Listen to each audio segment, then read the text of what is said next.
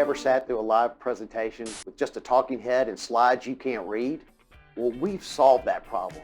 We've developed a format that's not only interactive, educational, but also fun for our series of webinar programs. Here at Drone Education Services, we are opening minds to drone technology.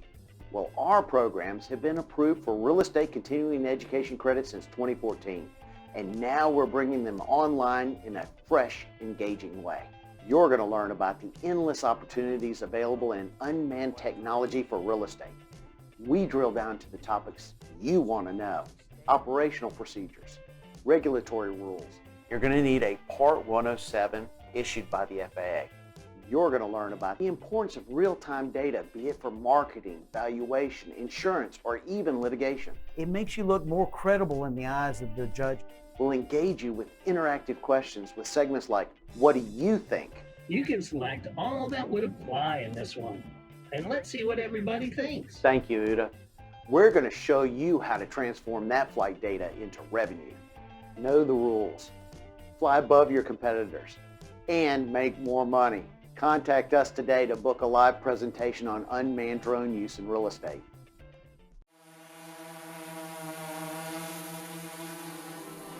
If you can dream it, you can do it. Drones. They're no longer science fiction anymore. We're using drones to explore unknown new worlds. They're being tested on lonely highways, from the early days of radio-controlled flight to missions on Mars and beyond. Drones are already impacting our world, to unmanned tasks in supermarkets, to mapping our communities and saving lives.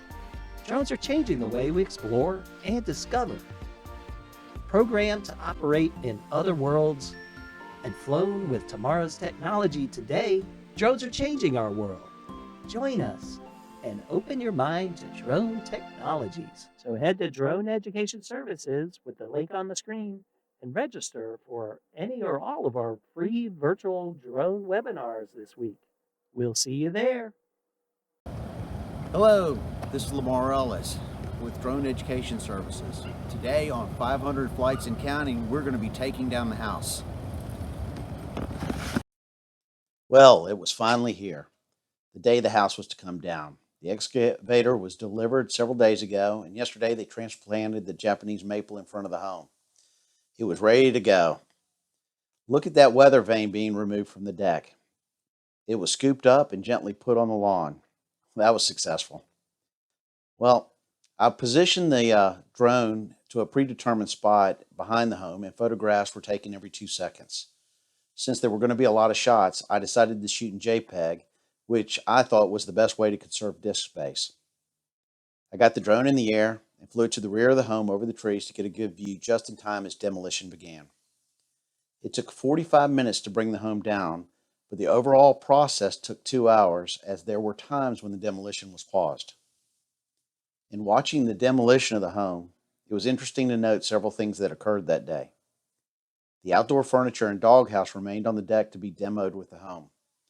According to the owner of the property, he inherited the deck furniture when he purchased the house. It was old and rusty and he couldn't give it away, so he decided to leave it to be hauled off with the rest of the home. The doghouse was demoed because it was in not much better shape. There were several lessons I learned in filming the demolition of a home. First lesson learned was that having designated waypoints would have made it far easier than trying to eyeball from the ground where to position the drone. When preparing for the operation, I did make sure that I had enough batteries, and I made sure my equipment was fully charged, and I also tried to make sure that I had enough disk space to record. That meant that I needed the iPad controller and drone batteries to be fully charged. I had 6 batteries for the project and ended up using 5. 4 batteries were used to do the time lapse, and the 5th was used for the aftermath videos. Overall, this was a successful project. Make sure you write down who you talked to. Your cell phone record should provide the date and time that you called.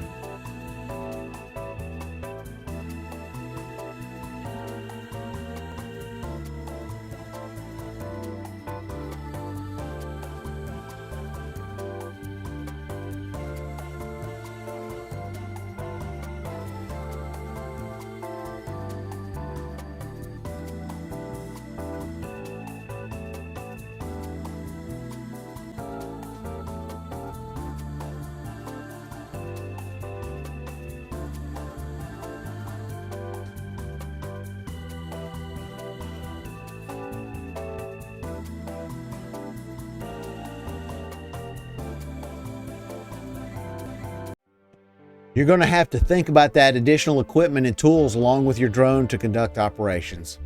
I've broken it down into 3 categories.